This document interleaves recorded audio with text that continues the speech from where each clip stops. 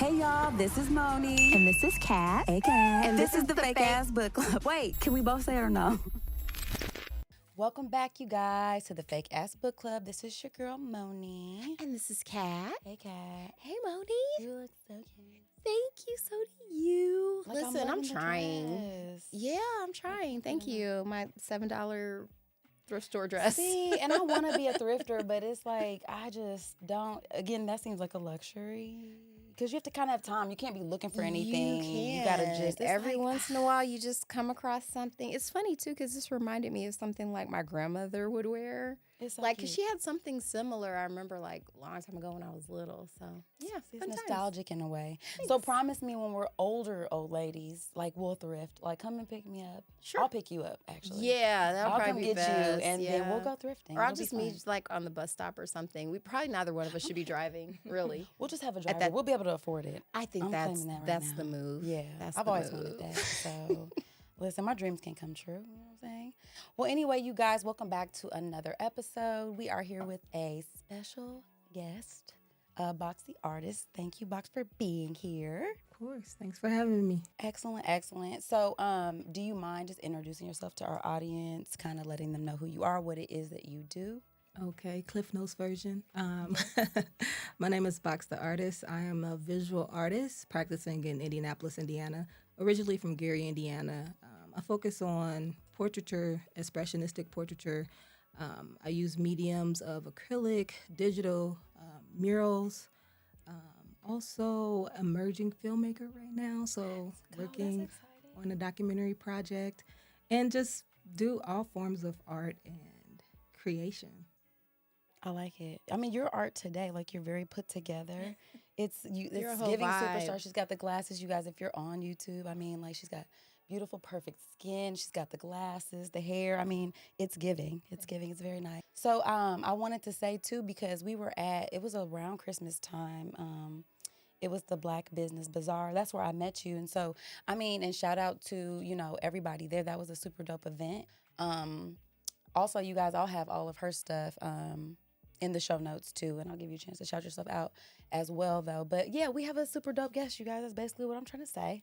Okay, she's an artist, and we're gonna get into it. So we were talking about the books that we should actually read. So we decided on The Art of Seduction by Robert Greene.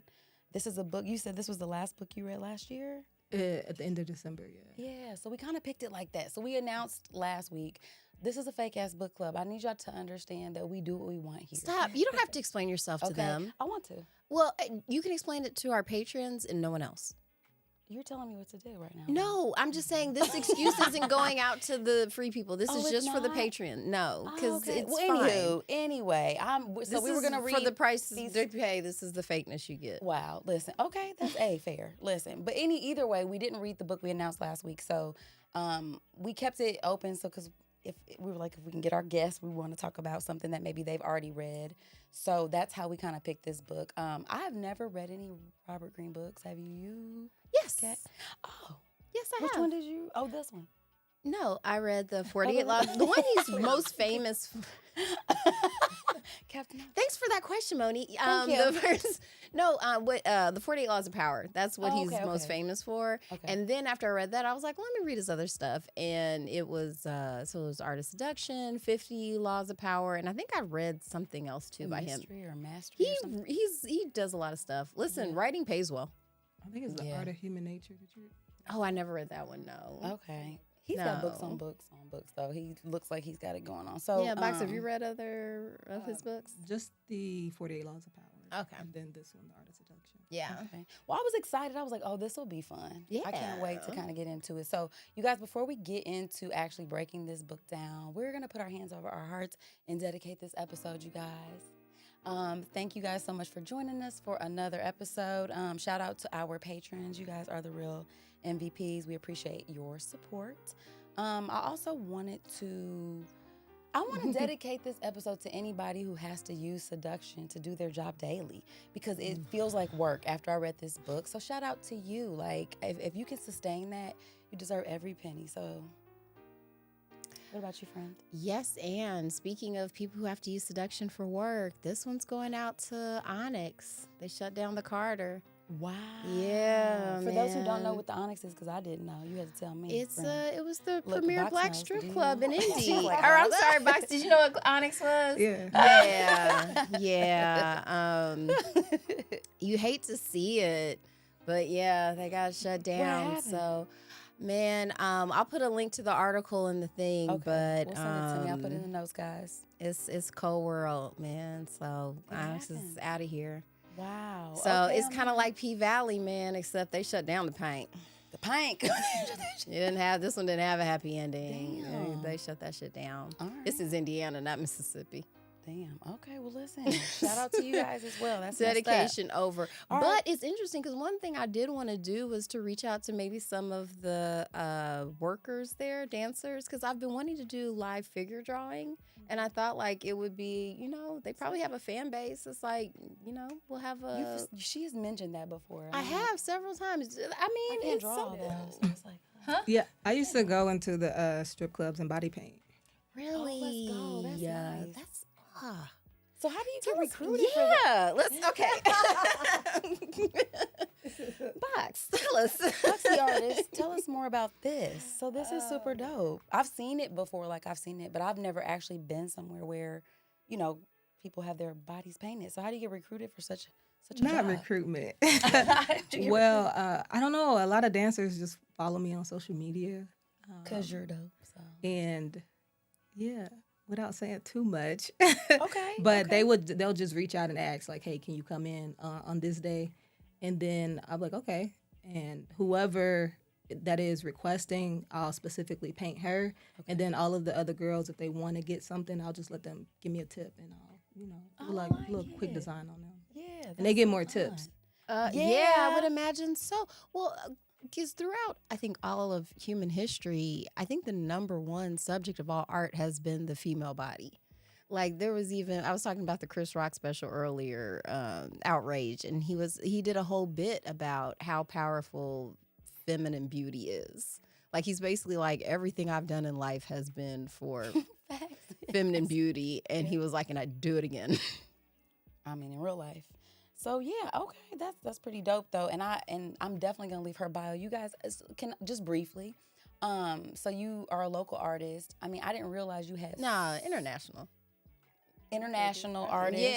Yeah. I'm going to leave a link for her stuff so you guys can check her out. Please go on there and actually look at her website. She sells her art. She has like a lot of the her whole resume is pretty impressive. So I was like, damn, she's out here getting it. How long have you been doing this though?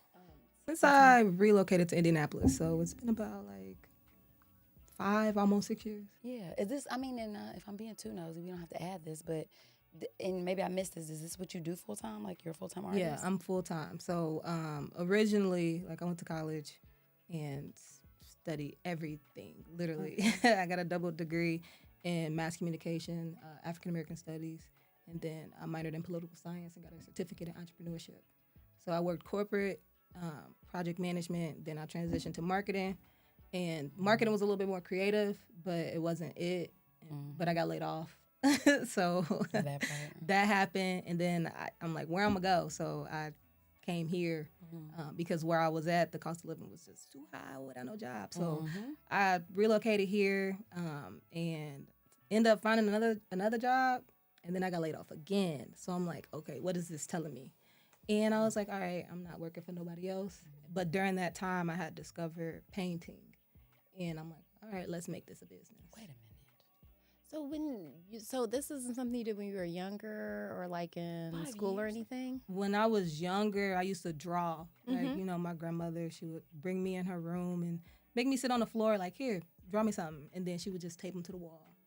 And so I drew all throughout just my childhood, high school. When I got to college, I stopped, though, because I was really focused on music. Why you gotta say it like I that? I know what you mean. I You used be to do like, music, so I was really focused on music, and I stopped creating like visually. And performing arts just started to take over during college. I was in an acting ensemble and just doing different things, poetry, clubs, and all of that different type of stuff. So spoken word poetry, music, those were my focuses. And then ended up making my way back around to visual art. Okay. So that's your lane. You feel like that's where you feel the most at home. I mean, that was work because I was like, I didn't want to work for nobody. And I wish I had the story like, oh, this was my passion. But I did love it. You know, I loved drawing when I was younger. I would literally watch, what was that show? In the Basement? Rhapsody? Oh yeah, It's like, Yeah. in the basement. It's everybody about that, right? I didn't remember that. So I used to watch that show, and they had an art segment on that show, and you could like send in drawings. And I used to always draw this picture. Very weird child. Used to always draw this picture of Music Soul Child. And I used to want to send it in, but I'm like, oh, I don't know how to do it. But so I would just practice drawings to send in. So I did love drawing. Like that's something it is a home for me. Okay, that's what's up. I mean, that's crazy though. But I like that you're saying that too, because I do feel like there's a lot of pressure, especially when you're younger. Well, what do you want to be when you grow up? And you have this idea that you're supposed to have like this one thing that you're super passionate about that drives everything that you do. And it's a journey, right? Like you knew that it was in an art space, but you were able to explore, you know, different avenues and sort of gravitate toward the thing that paid your bills, which you do love and have love for, which makes it better, you know? So I do like that. I believe in that, and that's part of what this podcast is like you got to create spaces where you can be creative and be yourself, because a lot of corporate stuff is very, you know, yeah, that's another whole topic or whatever. Right. But anywho, yeah, so I can appreciate that. So you guys, you know what, let's get back into the book real quick here. So The Art of Seduction by Robert Greene, you guys. This book, I did not read this book with my hands. I listened with my earballs. And it was an abridged version from the Library Libby app. So that was about a 5-hour read. But I think if you get the full book, it's like a 22-hour situation. So I think I got it in 5 hours. it was fine. It was repetitive even You in the 5 hours. you could pull somebody. It's like, Rob, we get what you're saying here. Yeah, you got the notes. You got the cliff notes. And then if you read it, you guys, a hard copy is 466 pages. So there's that if you decide to read it right there. But let me give you guys a little synopsis. According to Goodreads, The Art of Seduction is a masterful synthesis of the work of thinkers such as Freud, Ovid, Kierkegaard, Einstein, as well as the achievements of great seducers throughout history. And they named some people like Cleopatra. We got the Kennedys, Josephine Bonaparte. I felt like I was hearing names that we read a book, Sex with Kings. Cat is a like nerd history. of many faces, but one of them is like history and stuff like that. So I like old gossip. It's just old That's gossip. what it was. It basically was. Yeah, it basically was. Yeah. So yeah, so it was very interesting. So the sort of the premise around this book is that Robert Greene is trying to say there's like 9 basic sort of categories of seducers, and we kind of fall somewhere in the line. So we've got the siren, the rake, the ideal lover, the dandy, the natural, the coquette, the charmer, and the charismatic. And so it says 24 maneuvers will guide And the readers star. through. Oh, did I miss it? See, this I copied and pasted this. So And see, y'all you're had so me wrong. polite. You weren't even gonna say nothing. You and clocked the it. stars. I'm not. I'm gonna say something. No, actually, it's more polite for you to tell me that it's wrong. You know, I so I'm the appreciate politest. truth. You know If what I I'm can be saying? I'm polite with and it. interrupt Both people, y'all. then I know I'm in I'm the right with place. It. Cheers, right? Listen, you was on the road. I She kind of was, was. she I didn't stutter or was. nothing. I was reading real good. Mhm. But anyway, so like basically, you're categorizing like these sort of different, like, would you say personality traits or Archetypes. archetypes? Archetypes. And yeah. so what did you think? I mean, when y'all read that, were you thinking like, okay, did you clearly see yourself in any of these roles? Because we kind of talked about that a little bit before. I'm gonna let our guest go first. Oh, Yeah. There you go. me on the spot. Yeah. You know what I'm saying? Within those roles, oh man, I gotta classify myself. I know. Yeah, that's like hard, just right? like I feel like just it is because it difficult. could change day to day, right? Yeah. Just say tonight, if you were gonna go to a setting and you're like, ooh, okay, right there, I need to turn it on. Like, which one are you going with? I think naturally, I embody the croquette, and that one is the one that just has like that cool, seductive aura. Yes, the I ever am so giving. seductive withholding dance. It's like, yeah, you give them a little and you take it away. Okay. So I would definitely say I would embody that, and also like just on a more interpersonal level, I would say like the ideal lover. Let's go. Okay, once you land them. Right. It's like, so yes, I'm serving up what the people need. Yeah, Okay. that's how I land them too, though. Right. Oh, Okay. Well, your shit good to then. know. You know what I'm talking about? Mm. You know what? I kind of feel like that too. Although I don't know, I think other people probably perceive me more. I don't know that I'm a charmer, but maybe a natural because I'm not joking. Like I'm not Should trying. ask your husband. Yeah. I wonder what he would say. I don't know. It is. That's what I'm saying. It is hard to assess yourself because how you see yourself yeah. versus how other people see you. Yeah. But I would say I'm probably perceived as a natural, but definitely more coquettish. Like I'm definitely holding back. And I know you want me to, and I'm going to.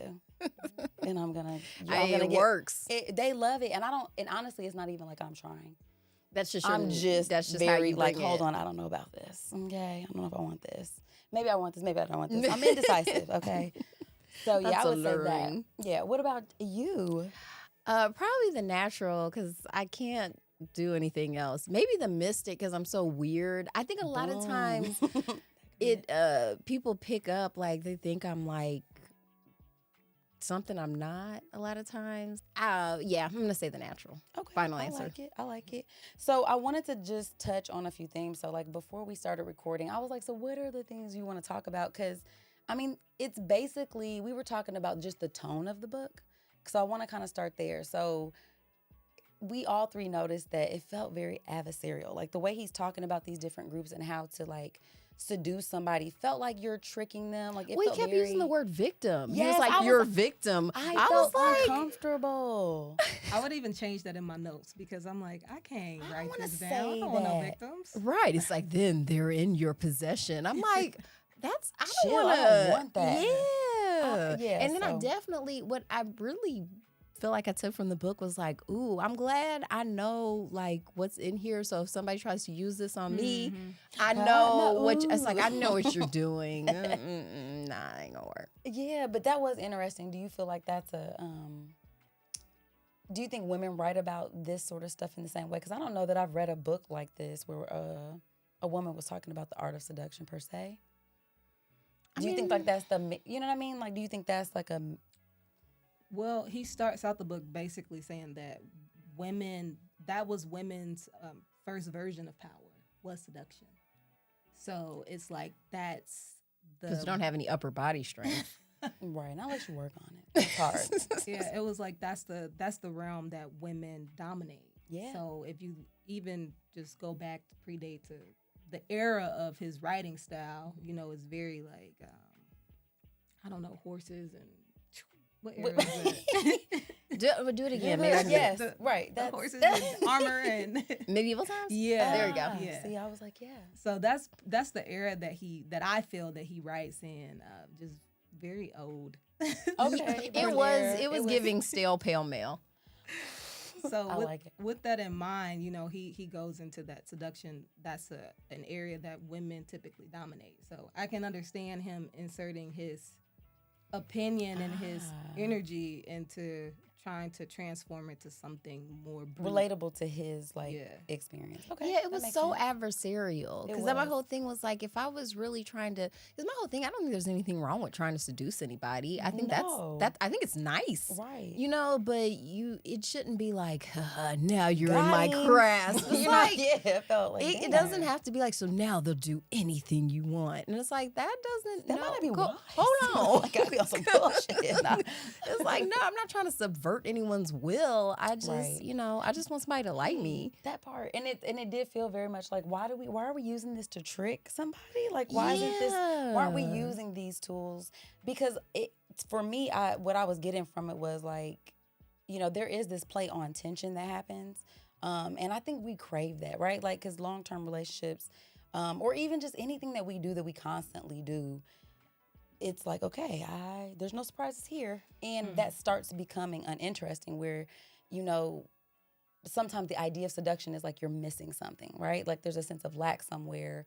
Or if these things were different, maybe my situation would be different. You know what was wild? It reminded me a lot. Did you ever read any Iceberg Slim books?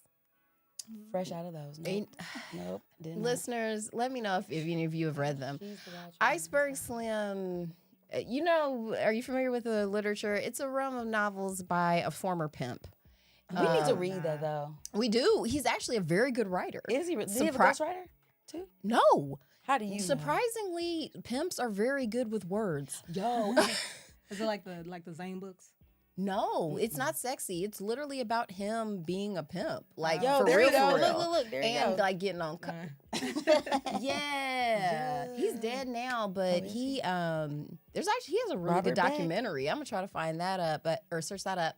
But it reminds me a lot the way the author was describing how to control someone. It's very similar to how pimps operate when they're trying to it always comes back to turn pimps someone on out. our podcast. I feel like we have discussed pimps at length, and Everything's pimping. it damn near is though, and it's I think it's intentional. I think the way that seduction and like, you know, courting people, if we're talking about like the time frame, like I think you expect, like if I think about my younger self and like what I anticipated when I was like interacting with, you know, men, you think it's gonna be something very different than what it is. Yeah. You know what I mean? Like, so like watching romance or seduction like play out on the film is very different than experiencing it in real life.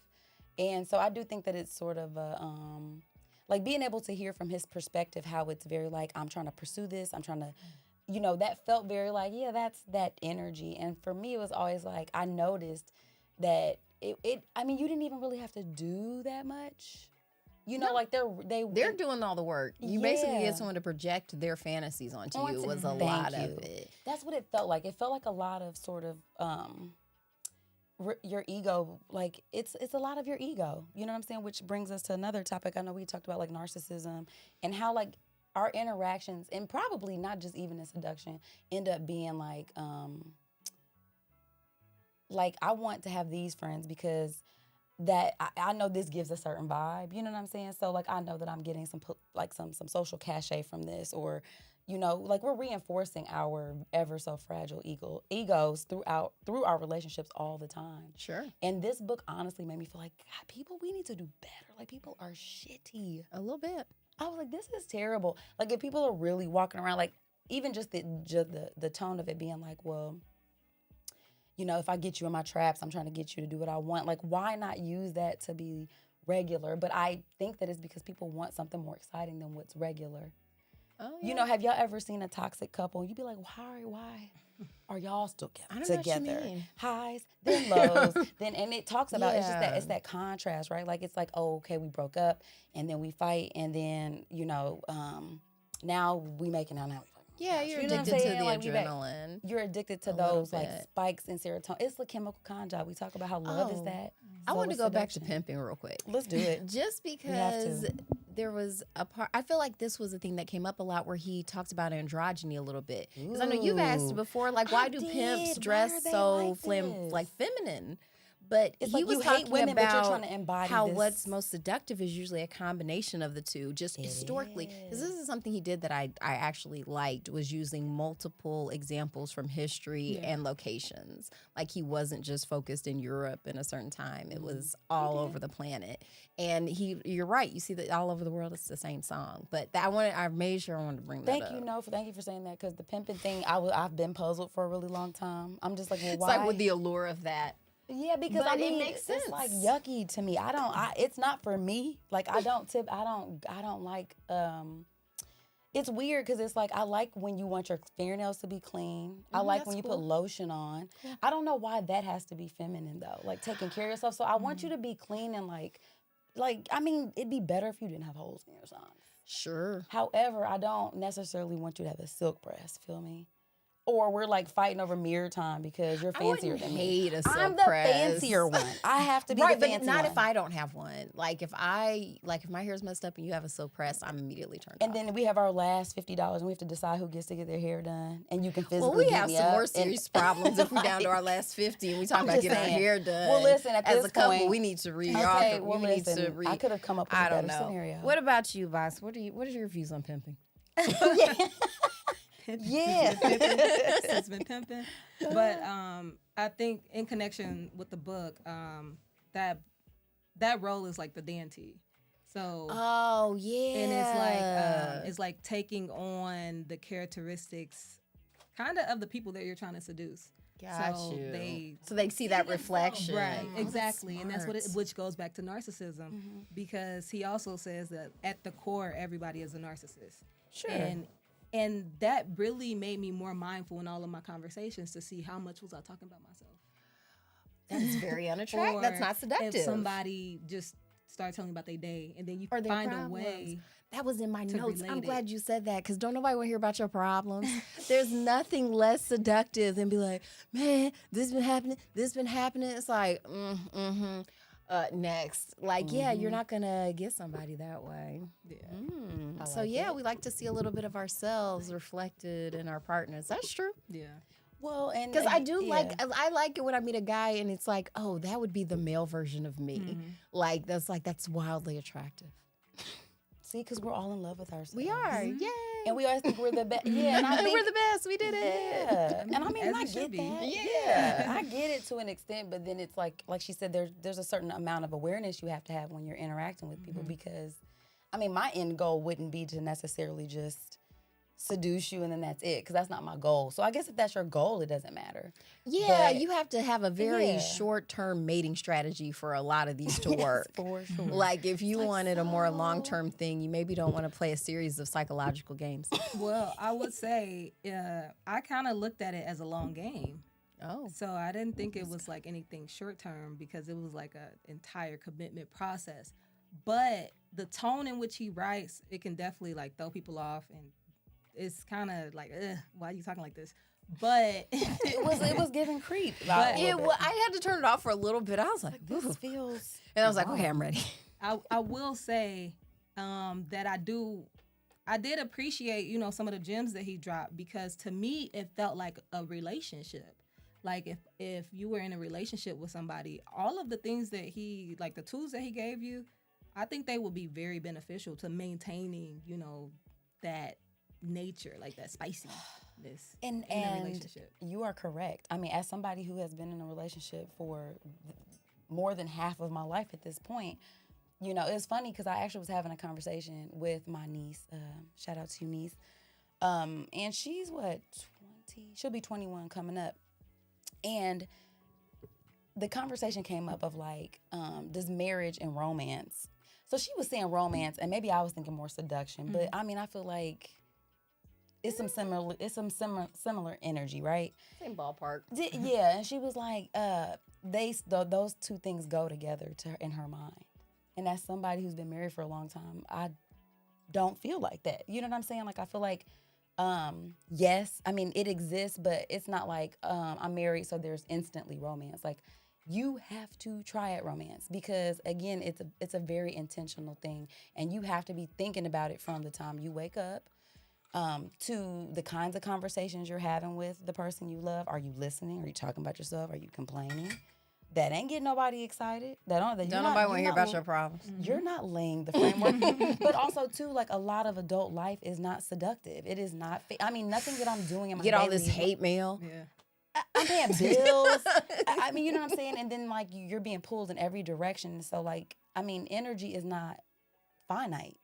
And so it has to be this mental thing where it's like, I am deciding that I'm going to be present, and when I'm in front of this person, here are the things I'm going to do to cultivate this atmosphere for romance or for seduction. It's not like the movies. You don't just, now I won't say that there might be those few percentages of time where you meet somebody and it's like, I mean, I don't know, it was just, it was this magnetic thing, but even that's not sustainable. Again, we talked about like the ebbs and flows of relationships. It just doesn't stay at that heightened sense. And if that's something that is a deal breaker for you and you are a romantic or you want to be seduced, It ain't you gonna work. better make Wait, sure you're willing to work I for know that. I try to usually give you some heads up, but now I'm curious to know, like, Let's go. genuinely. And I'm going to Yes. start with you. What's the most romantic thing anyone's ever done for you?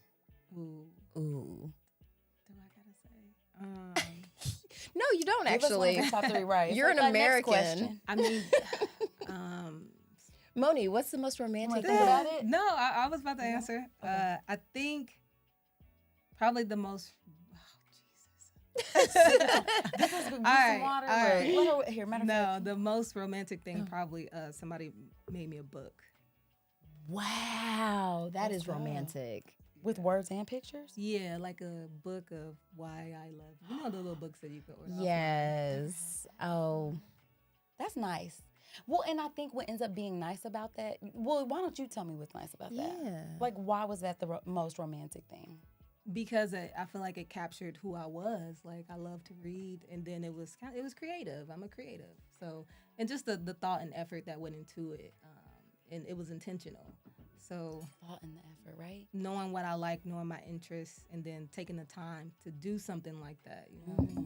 Because, and that's just it. And I think most people want to know, like, are you going to take the time to learn what I like and execute that? Because we talk a lot about, too, how people will have these, so, you know, let's engage each other as people, right? Like, say men and women meet, or women or whoever, you meet a possible love interest. And I think if you're taking it from the aspect of like, okay, I'm about to see if I can bag this person, you know, I'm just straight up trying to seduce them. Just a straight up As kill. yeah, like instead of being like, I want to learn this person because I'm actually interested in the essence of who they are, like what makes them happy, what makes them sad. The book talks a lot about that. I feel like that is the most important thing if you're gonna have like any kind of romance or seduction, and it can't be one-sided, because if that kind of thing isn't important to your the person you're involved with, then you're always gonna be disappointed because you have a certain idea. I had a about- partner who always like did these things that they consider romantic that I didn't like. And it has the opposite effect. It does. It's like you keep giving me something I'm not. Yeah, I asking don't you want for. that. Like, That was that's a good frustrating. example. Does anyone watch Abbott Elementary? Not seen, enough. like, I've seen them. Did you see the Valentine's Day one? You can tell us about it though. I like. No, it was just the end of the episode is a perfect illustration of like gift giving when you don't understand the person. Like when you're giving the gift for the person you wish you had instead of the person you actually had. Right. Or yeah. Or the gift that you want yourself. Right. Because sometimes that's a thing, right? Like I can indicate, like I know, especially if I'm buying something for you because I know you well. I'm like, ooh, I want to keep this. Yeah, that's That's and how I a know lot of this is times I'll just good. buy two. I'm just like, Yeah, you know like, I don't even what? wanna This give is this just what's up. gonna happen because But it's like, it's gonna be like for both me ours. though, yeah, So it is like that. Yeah, I definitely feel like I agree with Boxx the Artist that is something that's wildly attractive when you know, like, yo, you're studying, you're taking notes, like you're actually listening to me, you're being seen. We are all literally trying to be seen. We're all scrambling. It's like, am I important? Somebody, you know, like in a way, like in our own way, we're always looking to be like validated through other people. And I thought it was interesting that he mentioned that if you are somebody who is already self-sufficient, self-contained, it's super hard to be seduced because you have to have a certain level of imagination. And I thought that was interesting. So my takeaway was like, bitch, you better like yourself. Yeah. You better already feel good about yourself. You can't be looking for somebody to complete you or bring you some shit. That's because for one, that ain't gonna happen. For one, like so you're less likely to be played if you keep that in mind. Like when you're comfortable with you, and for the most part, you can fill your own cup, and then like whatever you're adding to it is like the bubbles in my delicious drink, and it's still good. You know what I'm saying? Like it blends well. So So that was okay, good. here's my next question. ooh, let's go. So Boxx, what is seductive about you? Ooh. Like Ooh. from my perspective, or Yeah, for your No, in perspective reality, first. like you know what reality is. I You know think- what you okay. know what to do. What you be doing, girl? You tell us, love. Just tell us what you be doing. You know what to do. Yeah. Going in for the kill. Okay. About to pounce. I think when it comes to just my aura, I think that other people find that seductive. Okay. Just this So mysterious just being you. nature. No, Is 'cause it I the get glasses? You know, I'm if teasing. you meet me in person, 9 times out of 10, I will have on shades. So it's like you can't see my eyes, you can't read me. Right. But That is. I can Tell read me other more. people. I'm very observant, very analytical. Because it's like I want to so- get behind there. Okay. So that, just from the outside perspective, I think when it comes to me knowing myself, things that I think are seductive or other people would find seductive. I'm feeling you. It's wildly uncomfortable I mean, to talk about. Our listeners want to know. I'm very strategic. I pay Ah. attention. You know, you can mention something casually in conversation, and then I'm gonna find a way to materialize that. Or I don't know, is that seductive? But Yes. Absolutely, you're reinforcing. Being a genie, yeah. yeah. Yeah, that'll work. So yeah, I think I start there. I'm a Virgo, so finding ways to be useful is like my nature. And then if I apply that to like romantic situations or even in the workspace, because he does a really good balance of talking between like relations and then also within work, like ways to be seductive. Absolutely. So I think in both areas, I always present people with the things that they lack or they're missing or they think they're missing. That's so great. Like to be able to surmise that, like when you can just scan some, or you, it's like I know what this person needs. I'm gonna, and I think that's a good one because again, that kind of goes back to people wanting to feel seen and heard, and it's like, okay, this person's paying attention, and I didn't have to say it. Now that's really great too because what do you think? You know, a lot of people be like, oh well, that's not romantic to me, right? Like, I don't think it's fair on one hand to say, like, well, this person isn't romantic, but then it's like, well, what's romantic to you? And you don't know how to answer that question. So I think the intention has to be on both sides. Like, you have to know what makes you happy. You can't expect somebody to be, because not everybody's a Virgo, Boxx the Artist. Not everybody's going to be scanning and analyzing. Some people are just not built that way. Do you find that, like, is that what you're looking for too? Wait, hold on. You didn't answer what's seductive about you. Oh, dang, I Money. was trying to avoid that. Well, Did you see that? Well, you Did failed. y'all notice that? You Damn failed. Yeah, that Too was smart, good. pants Gotcha. ass bitch. Shit. See, I would let it go. See, Nope. Need an answer. this is I know this is Hermione Granger. Right yeah, here, it's okay? like you I don't forgot give to a hand red. out the test. Okay, fine. Yeah. The most seductive thing about me, God, that's really weird. I'm gonna make you say something nice about yourself. That's right, on the air. But seductive. You gotta got something to bring them in. I don't know. I think, you know, for me, I think a lot of the time we're giving off what we want back. I like somebody who's going to make me laugh. So I feel like I like to make people feel comfortable. So you're the charm. It's the charm. Probably, yeah. It's the charm. A little bit. It's very That's what I charming. immediately thought. Straight up. Yeah. Yeah.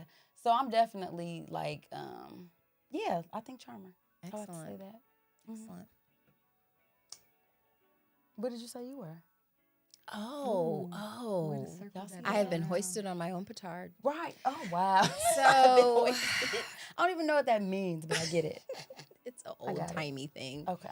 But I think it's probably it's funny what seduces someone later on gets on their nerves. I think Familiarity breeds what contempt. usually other people find attractive about me is sort of my precociousness and perspicacity and intelligence. So if you're like a sapiosexual, like if intelligence turns you on, then that's my seduction method. But then what generally ends up happening, I observe, is they find me as sort of annoying know-it-all. It's like, you know what, get out of here. Right. It's like, charming oh at my first, and then later on, it's just like, could you We stop? get it. You know all the right answers. Okay. Good day. Well, so what would you say to me, and then I'll say you, because I don't know you enough to really say. So what would you say you think my seductive thing would be? Oh, because I was about to say the charming thing. Oh, so you like you agree? Yeah, I agreed with Okay. that. Yeah, that was a Okay, slam okay. dunk. All right. I think, and I don't know if this is a style or archetype that we talked about, but I think that you have like mad feminine energy. I'm pretty girly. Like it's very like even the way you move is very. I'm like, trying. I know. I told you I'm It's like trying to your tone it wrists down. are delicate, your ankles, like the way you're, the Not way my you cross your legs. ankles. No, it's giving. I feel like a rough neck. Like I'm like a whole man moving around in the world. But everything you Yeah, do that's is so what you think when you dainty. see Moni, right? No, I'm Gets saying good. though, if you stay around long enough, I'll be burping and being gross, and it's not a good look. But it's the way you move. It's the softness. Like there's a softness about you that I think is. Oh very, yeah, it's soft life over here. Yeah. Like Yeah. very Have you much been a- seeing that? Like that's trending soft life. Have No. you seen that? The girls are doing. Thank No. you so much I for haven't been being on the here. internet to for like co-sign 2 for me. You days. knew what onyx was. You knew what soft was. Thank you. Because a lot of times I'm just like, am I crazy? No, I just don't know stuff. I don't be Okay, on there. but I it be- feels because I am weird. So sometimes I do know about something weird, but sometimes I'm like, no, this is normal, and I swear it's normal.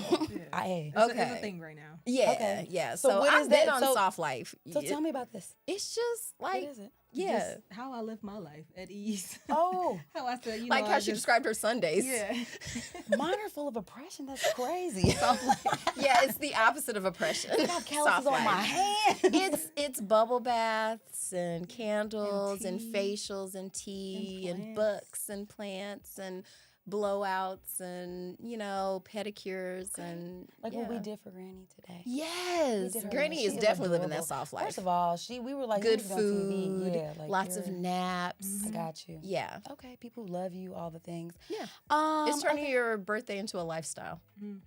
I mean, I'm working on this. I We're feel getting like there. It's just hard We're at getting this there. point, but I'm working on it. It's always going to be hard. Even soft life is hard. Like you can't just, because it's still work, right? Yes. You have to work hard. You have to be more Yes. persistent about it. I tell my daughter too, it's like, you're a lot of work. You're worth it. But you should know, like, maintaining this, like, I'm doing a lot of the work right and now. make sure you can. Once love. I stop doing it, you should know it's a Yo. lot of work. Well, and that's what I'm saying too. Like with relationships, like you're expecting somebody to continuously charm you, romance you, and it's like it's just unsustainable. Nobody has that energy every day. No. So like I guess that's what I'm saying. I think when I'm saying it, always make it seem like I'm, like What are you like? fuck love, fuck romance. But I will I'm say, not. I will say he does incorporate things like to keep your distance because you don't want to be overbearing with it. Like you said, like you do it so the often, or your seductive mystery. trait becomes annoying. Right. Yes. Right. The And keeping that, to me, that's distance. what I've learned is that one of the best things is just like, you know what? If you want to see me, just reach out. I don't need to because Right. Because they're gonna reach you out. can't handle my full attention ultimately. Like that's the whole thing. I don't So- have full attention. I think that, and I mean that genuinely. Like even I feel bad sometimes because I be like, I have to try harder to be like present. You know what I'm saying? Because I'm gonna find all the reasons to be doing stuff. Yeah. Because I'm just so task oriented. So like, and I think some of it is like, I would be heartbroken if I was like always around you and I was like, it's like this just get on my fucking nerves. Like, you know what I mean? Like I'm not Oh, you. yeah. Because I'm like you, I want to add value. Like I want to make your life easier, and I think because mine is like active service. Like I like feeling useful. Like it's like I'm trying to prove myself constantly. It's like we're gonna have a nice house. We're gonna have good food. But wasn't Like, that one of the it's super Jesus weird. stories where he was telling like Martha to calm down? Jesus. Yeah, and like you had Jesus over to the house and you won't stop cleaning, Oh, and like yeah, that Mary would was be sitting me. at his feet and she That was would just be me. listening. She was like, I'd be Jesus, would you backing tell the bitch to help me out? And he was like, no, what you need to do is come over here and sit down and get these Jesus lessons because they're killing me next weekend.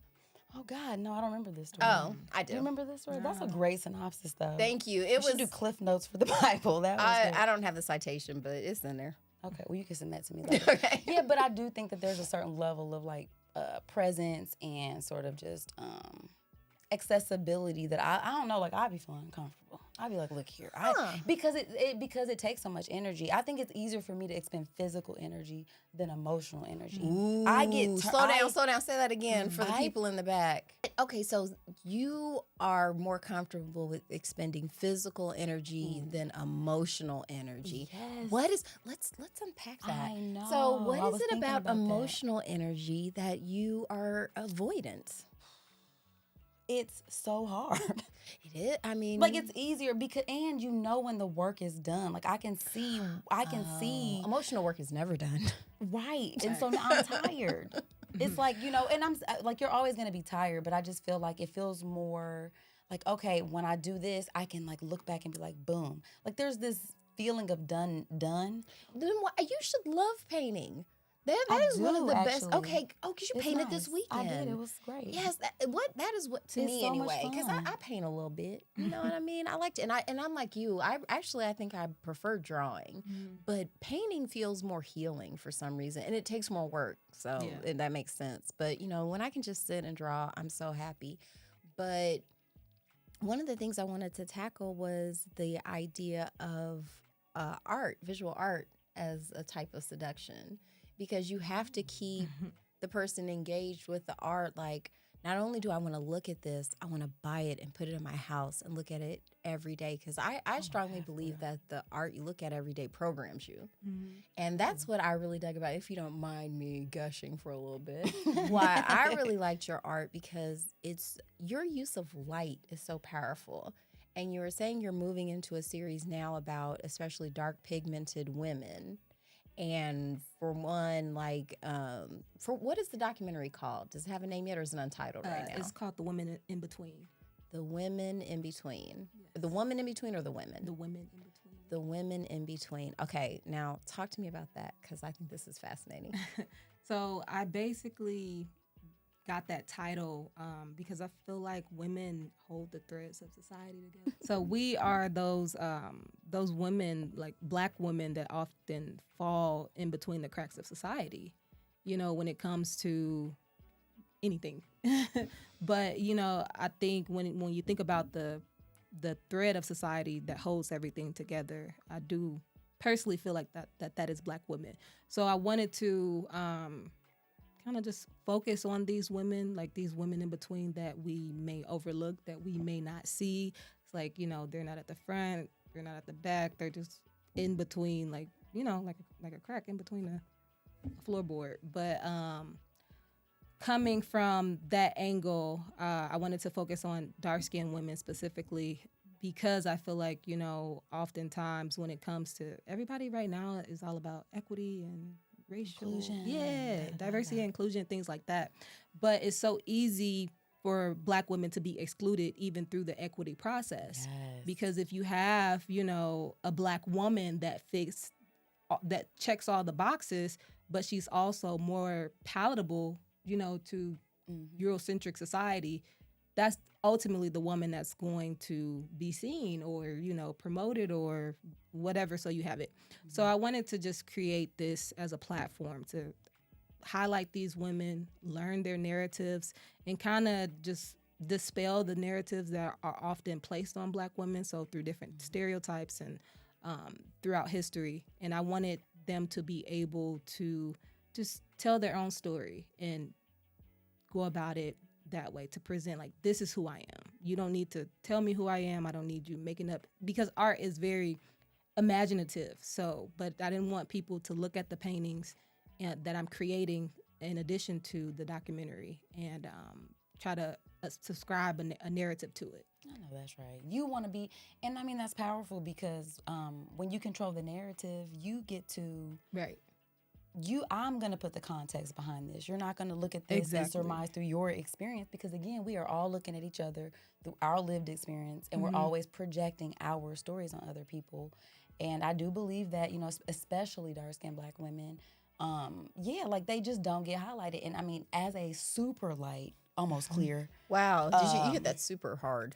I mean, you and got some melanin in you. it's there, but I mean, my kids are alarmed. Like, we talk about it because my kids are both darker than me, and having a daughter who is darker than me, like, it's a very interesting thing. Like, when we're talking about each other, because I know that, like, as her mom, I think most young girls look at their mom and be like, oh my gosh, my mom's so beautiful. Like, I love my, you have this love for your mom, but I don't want her to. It's not a comparison thing. Like, I want her to feel like I'm beautiful the way I look. Well, and I love the thought to think like, okay, my daughter can walk into, I don't know, the Indianapolis airport, for instance, and see this beautiful mural with like a Black face, smiling, happy. It's not oppression, it's love, it's life, it's giving galaxy, it's giving dust of the universe, it's giving, it's giving you all the things. So I can appreciate the fact that you feel like that's an important narrative, because we don't hear it enough. You know what I'm saying? Well, and then also what a lot of modern media has done is sort of cast women. We would, because Cola Booth talks about this. She's one of our favorite authors on the show. I don't know if you've read any of her works. She is fascinating. We'll pass it along later. But one of her biggest beefs is that America, because she's half Sudanese, half Egyptian, but she was raised in America, and partially. And she was just saying her POV is so different because she spent so many years in Africa. She didn't get any of the anti-Black messaging that Black Americans get. So when she came to America, she was like, whoa, like, y'all really hate yourselves. Like, I don't know how y'all put up with this. Like, I've never seen being Black as being a negative thing. Actually, we never even consider myself Black. I'm just a person. And there were just all different types of people where I grew up. So this is all super weird to me. But what she thought was strange was that, like, Halle Berry and Mariah Carey were considered Black women. And she was like, Housewife. no, they are. Where I'm from, those are half castes. Like, Black women, like, her mother was actually Nubian. Like, she described her as inky black. That was the word she used for her mother. And when she described her, it was like, wow, she didn't have any pictures of her, but she said her totem was a raven. Like, that was, like, that was her visualization when she talked about her mother and stuff like that, and just about how there's a certain erasure. So there's nothing, of course, wrong with being super light, as Moni put it, or, like, all of our shades. We're all a lot of shades. I think it's a nice little combo. Like, I like the different, like, it's nice that not everybody's the same shade. We don't have to ascribe any values other to it than, it's an actual, just a Pantone. If I did the ink drop, that's the only difference. Like, it's a series of 6 digits. Like, it's not significant, right. But we put all this significance on it. But then it's hard, because if you say that's not actually a Black woman, it's like, well, what do you mean? It's like, no, Black is something else. Like, Kola talked about that. It's like, I'm not disparaging anyone else, but she's like, what I am is important enough to preserve. So I want to, like, actually have this representation, because you're purposely leaving it out.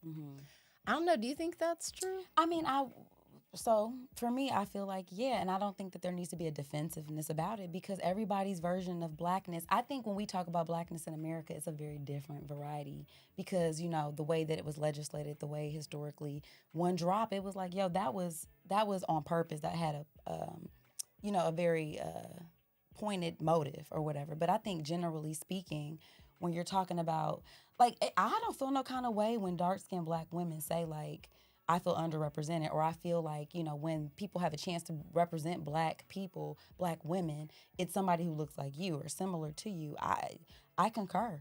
I don't always love seeing that either, because I just feel like there's so I know many, what it is, because it just makes white people more comfortable. Yeah, and because they'll I be get like, that. oh, you've obviously been, watered down.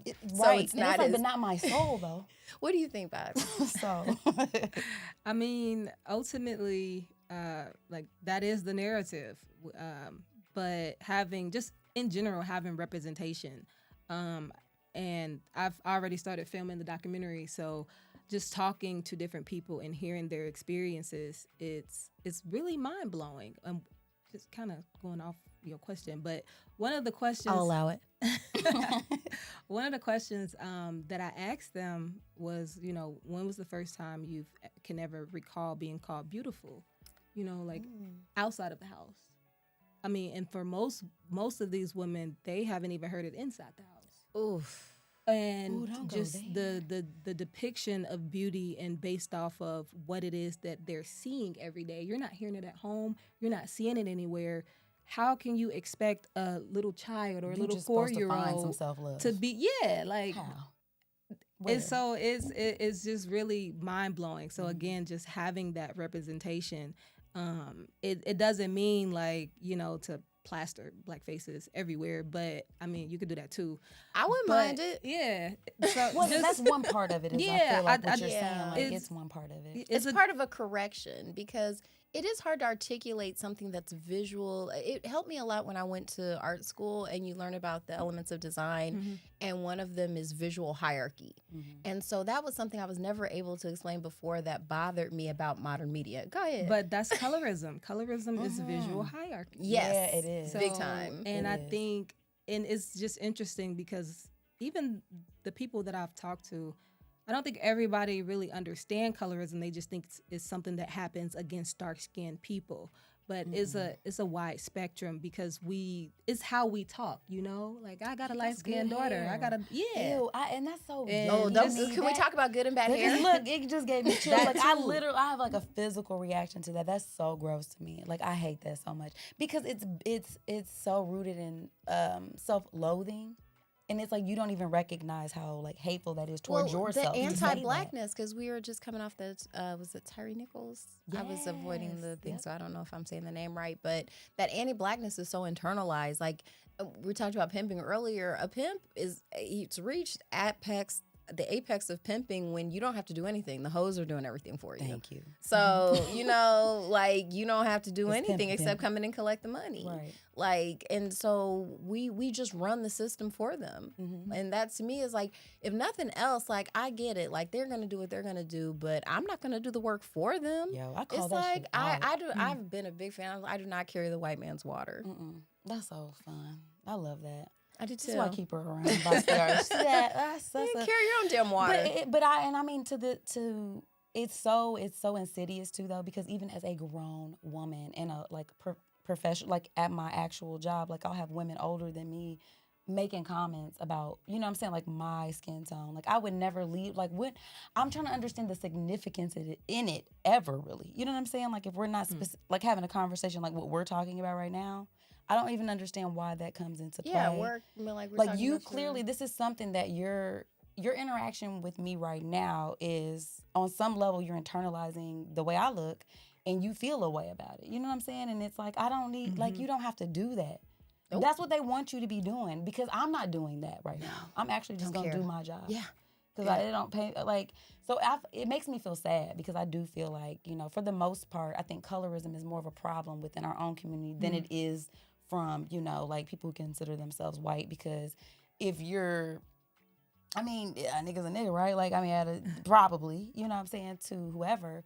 But I think amongst us, we're always we want to be seen, and we always are looking for a chance to put ourselves above somebody else. So like if this is the small we're fighting little for slice, the second place. right, it's like, slot. but I ain't a nigga though. You know what I'm saying? Right. Like that's why. Or I'm that one of the good exists. ones. Yeah, right. And that's Yeah. that also. Ooh, let's gives me not go chills. there. Anyway, I back think to that's seduction. what, but I'm just saying that I think that's what's seductive about your art because you do communicate that, and that's what's amazing is that I like art, visual arts, because that's our first language. Like before we learn how to talk.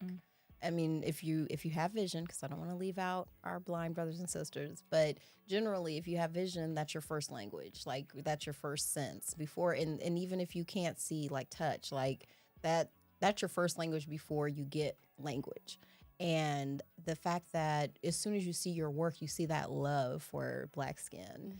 And I like it because it's a rebellion to what we've been taught. Like you do have to, if you've been programmed, you have to deprogram yourself and be patient with yourself, because it is sometimes hard when like that stuff creeps up when you're like, wait, why is that like, and it's like, wait a minute, that's just because you're not used to seeing it. Like calm down a little bit. Yeah, what I do is very intentional. So it's like I say it all the time. They be like, "What's your what motivates you to create what you create?" And I just plain put, I want my art to be the blackest thing in the room. There you go. I'm the blackest motherfucker in this county. So in different spaces, and then I try to go to the spaces that we are not in, because Ooh, it's talk like, about that. We love that. definitely it shakes some shit up. So it's What is one of the weirdest things you've heard from someone when you've been displaying your art?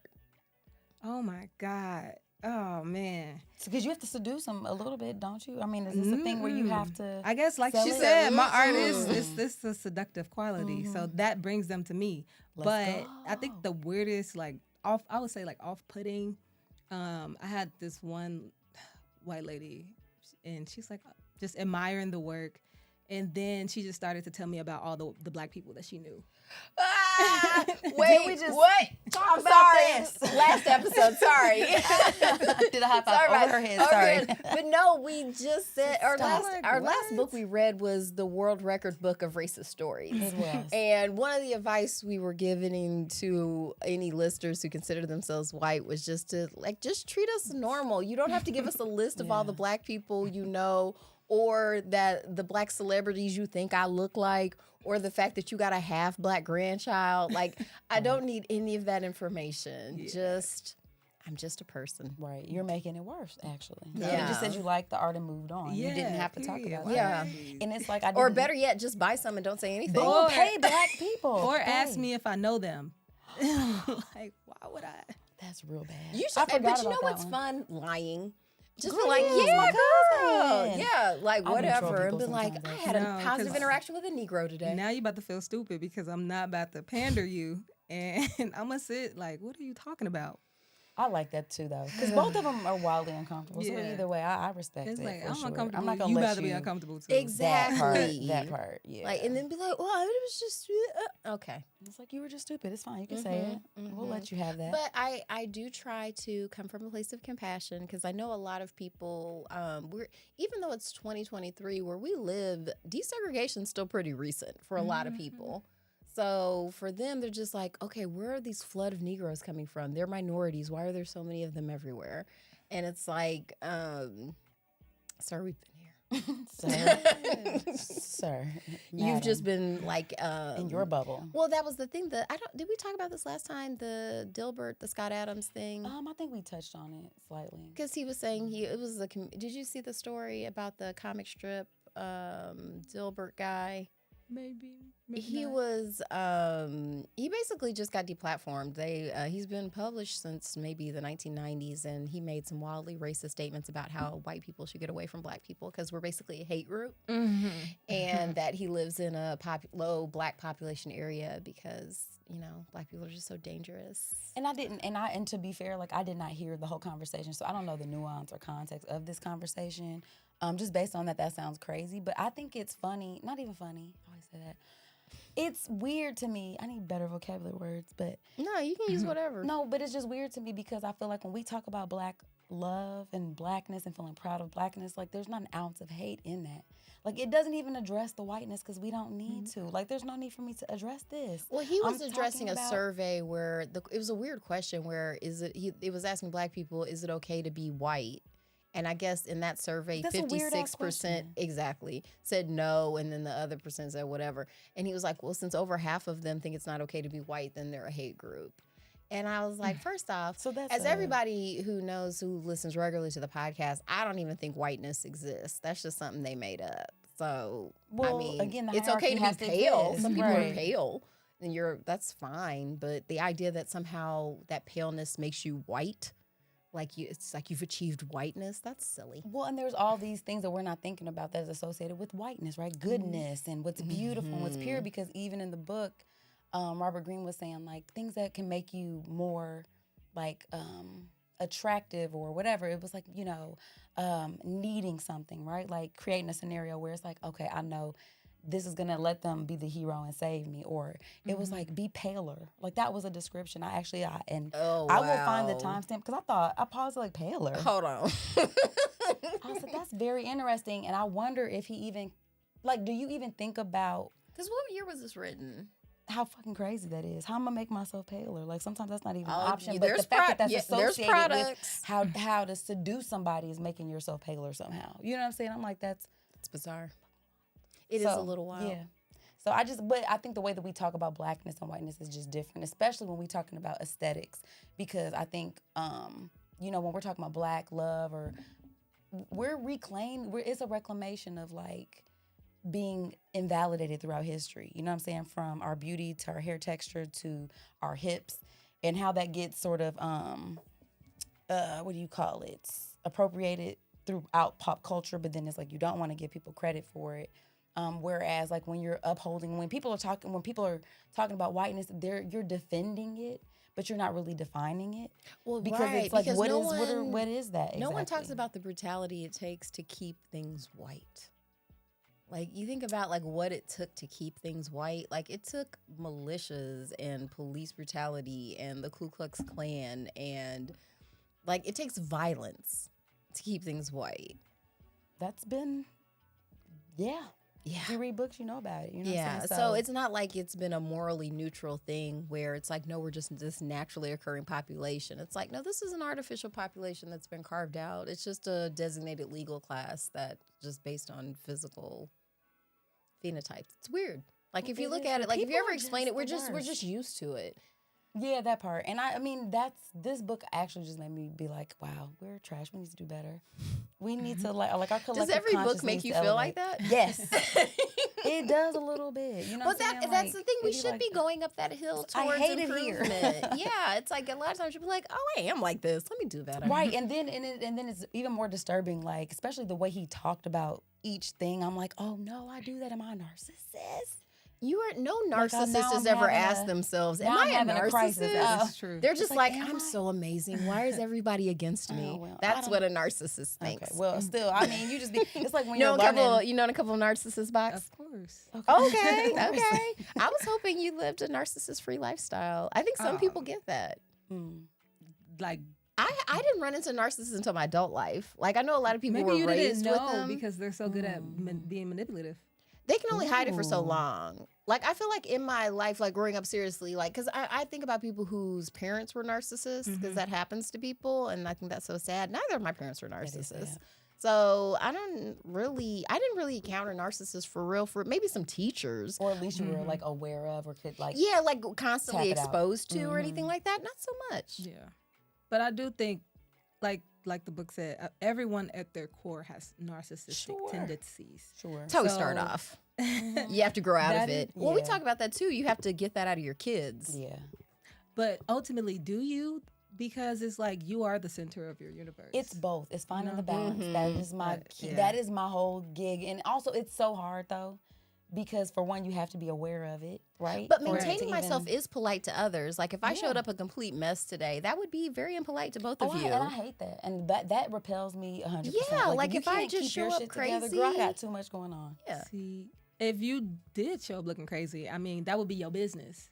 Not And- looking crazy, No, just a it mess, would, meaning like. or let's say, for instance, because I'm realizing now, because I'm being way more intentional about like my health care, because I'm realizing now, like my health care isn't just for me; it's for everyone who cares about me. Because if I'm not in good health, people are gonna have to do more for me. They're gonna feel bad. Like I have people I have to take care of, so I have to take care of myself. So, but it's that balance where, because if I go too hard with it, I'm neglecting other things. So I agree with Moni. It's the balance. It's just hard though. I think It it's is a hard hard. thing to strike though. No, I it's mean, not. It's super easy. You guys are just lies. All of this is work, guys. Being a human person living. If you're in struggling this- with it, that's just you. No, man, this shit is hard, and it's just like to be self-aware, to constantly be vigilant, to make sure you're like validated. Like it's a lot of work, and honestly, it be taking me out sometimes. I'd be like, look, I'm one little person. You are. Trying. See, But- and that's when you make it work versus just practicing every day. Okay, so And- tell me more.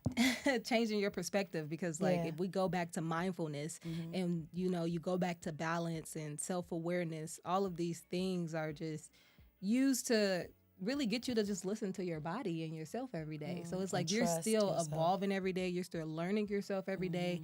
Your feelings are going to constantly change, your health goals may constantly change. So just being able to ebb and flow and being able to show yourself grace, and every day it's not work, but you're just practicing to be better That is a much and do kinder better. way to think Yeah, about that, because I'm like, It's such an artist mentality. I know I feel so beat down by life. I be like, this is so It's like, yeah, I'm the pretty work. That's much dope. not nailing it. But I think that is much more kind. And I do think, to your point, because we talk about success in that way too, it's like people feel like it's a destination, right? Like it's like, I'm successful. It's like I made Boom. it. It's not. Because it that's is, how it's a- we it's a say it. They're journey. like, "Do you feel like you've made it? Did you make it?" It's we're like always making we're it never- every day. I was talking about that yesterday. I'm like, "So you're never not insecure?" And I was like, No, no. damn it. Even when you have you're wildly successful. I mean, every once in a while, I do get into the spaces where I'm like, you know what? I don't have to worry about anything. Why am I doing this to myself? see, that's nice. It is. That is good. But then You I have do. to learn I to do but I that. also have crippling anxiety too, like anybody else. So I don't know why that sounds funny to me. it is funny. Let's take a break on that Okay, one, guys. Yes. on We're that gonna break note- on crippling anxiety. Yes, you guys. Quick break. We'll be right back.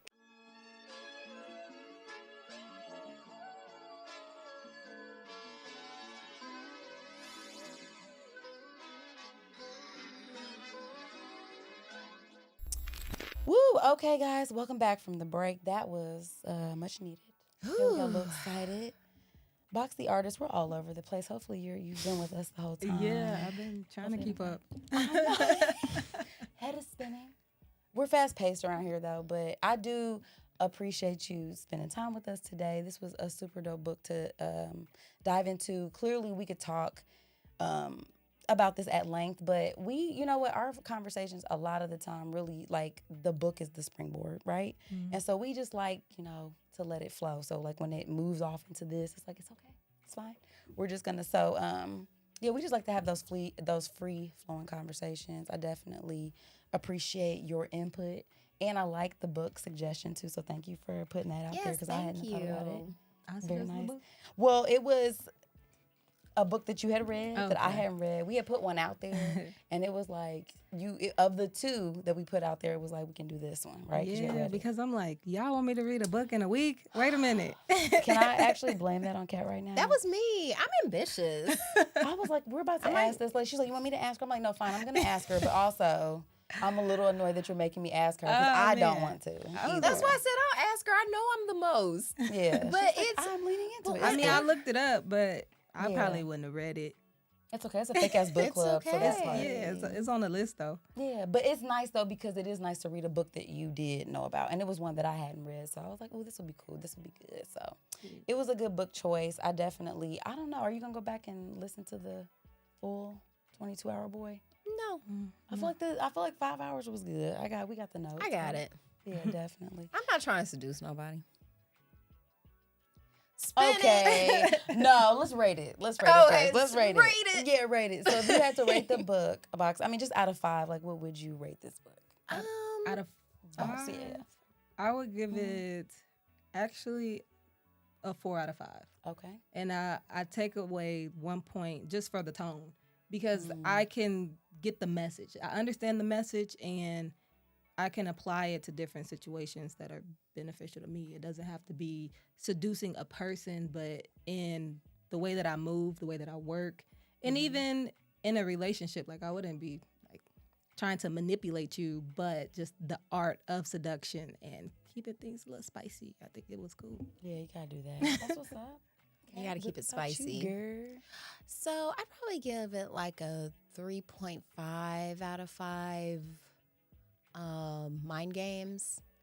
Yeah, it was because there was good information in it. Like that was the thing. It was just because to me it was very similar to Persuasion. I haven't read that one. That was a different that was Robert Caldini. I can't remember the guy's name. Caldini. Anyway, he wrote a book about persuasion. It's very similar to that. And I think these are good things to know about. Like, you should be aware of the human psychology that goes behind all these things. I feel like he was weaponizing it. And that's what I didn't like. But it's good to know in case someone tries to weaponize it against you.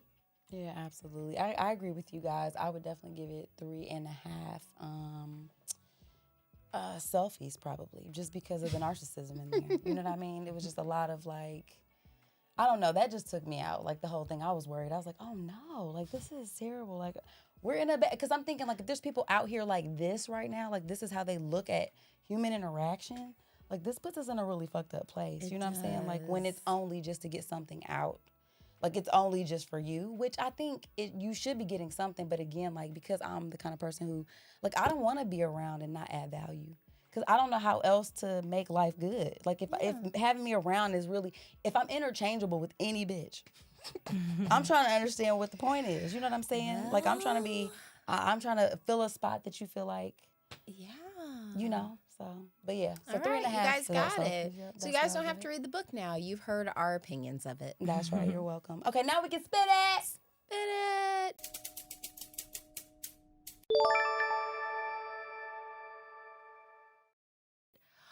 Wow. Okay, so this time for real, we are going to read The Feast of All Saints by Anne Rice. So if you like mulattoes, if you like plantations, aka forced labor camps, if you like pre-Louisiana Purchase, United States, you're gonna get all of that. Wow. And I think there's some hoodoo. Yeah, Yeah. So yeah, if you want to get into all that good stuff, we were trying to make it around Mardi Gras, but it didn't work out. So Listen, we're out here. We made it, We and so we did. just talked about that. It doesn't. It's the journey. it is. It's We're the climb. progressing. Yeah. This is it's something that I feel like I'm getting better. You honestly are. through this. I can it's actually. I helping. can honestly say. because I'm like. Well, about to have actually, all I this can stuff, honestly okay? say we're both getting so much better in so many different ways. We are. This is so Every nice. day. Yeah. It's upward climb. And Yeah. I'm really glad too, because if it wasn't for it, we wouldn't have an opportunity to have this time with you. I know. So thanks again for being here. Boxx the Artist, we want to give you an opportunity to shout yourself out, let the listeners know where they can find you and what you have going on. Of course. So you can connect with me on all social media platforms. That's Boxx the Artist, Boxx the Artist. All platforms: Facebook, Instagram, Twitter, LinkedIn. Ugh. But No. Oh, wow. Take that, LinkedIn. oh man. But yeah, that's the way you can connect to me. My website is www.boxtheartist.com. And yeah, just connect with me. Currently, like I said, I'm working on a documentary. I was able to afford it to do that. I received the Dahan Artist of Distinction Award from Let's go. Round of applause in the background here. Yep. from the Indianapolis Arts Council, and a power plant grant from Big Car Collaborative and the Andy Warhol Foundation. So that's been able, just provided to me to be able to do this project. And I'm working on some other things, other projects I can't mention yet, like by contract. But yeah, so I'll just different commissions for different organizations in the city. They'll be pretty big. That's what's up. When is airing?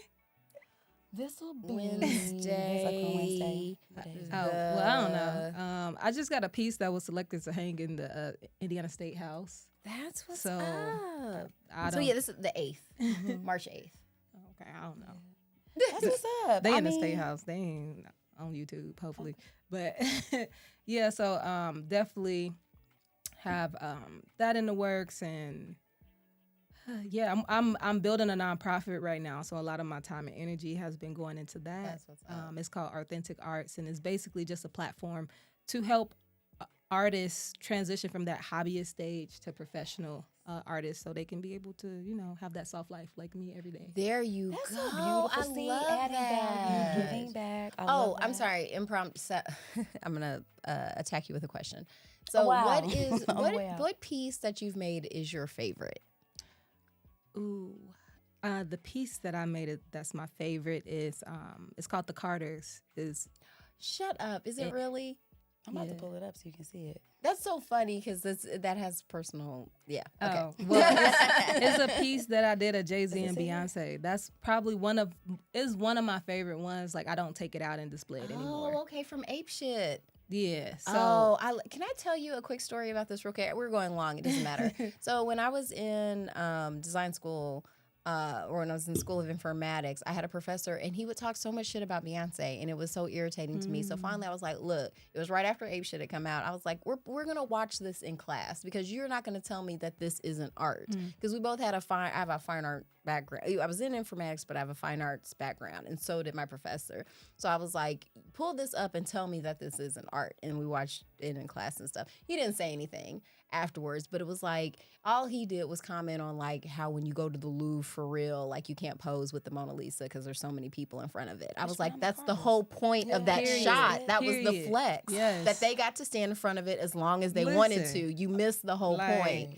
Like, yes, we I shut love- this shit down. Yes, Right. and I felt like the biggest flex of that video was that she got the French tourism ministry to say yes. They say no to everyone. Like, what was it? Kanye and Kim wanted to get married at Versailles, and the French ministry was like, nah.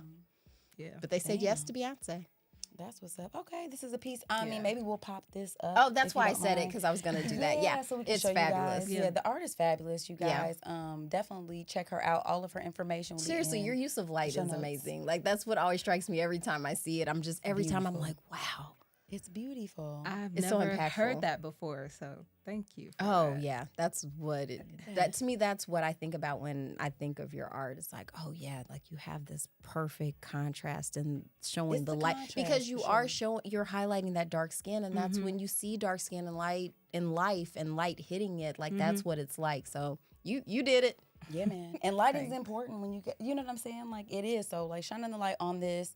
Your art does a beautiful job of doing that. So thank you so much for sharing it with us. Thank you for being here. I promise Yes, you. really. I mean, authentically, like super excited to have you here. A super dope artist. And thank you so much for your time today. We definitely appreciate it. So keep doing the good work, man. Keep putting that out there. I mean, like this is nice because, like you said, representation means everything. And there's so many artful Black people, and it's so good to see somebody doing what you want to do, so that they know that it's possible. And I think it's important to inspire each other because it be looking slim out. It be looking bad out here. You be like, damn, this is terrible. So it's nice to see that like there's so many different avenues to be involved in with you, what you love, you guys. And on that note. Definitely, you guys always be involved in some stuff that you love to do. Your body belongs to you. Body belongs to you. You get to do what you want with it. Have some fun with it, guys. And until next time, thank you for joining us. Bye. Before we go, we must give thanks to Urban Nerd for providing our music, and legal services were handled by Trezanae M. Atkins. If you like what you heard, please feel free to join us every Wednesday for another fake-ass book club. Cheers. Thank you guys for listening. You can check us out at thefabpodcast.com. Please subscribe, rate, and review our podcast wherever you're listening right now. We want to hear from you. Come put it in our life. Thanks again, and until next time, peace, love, and the Fake Ass Book Club. We out.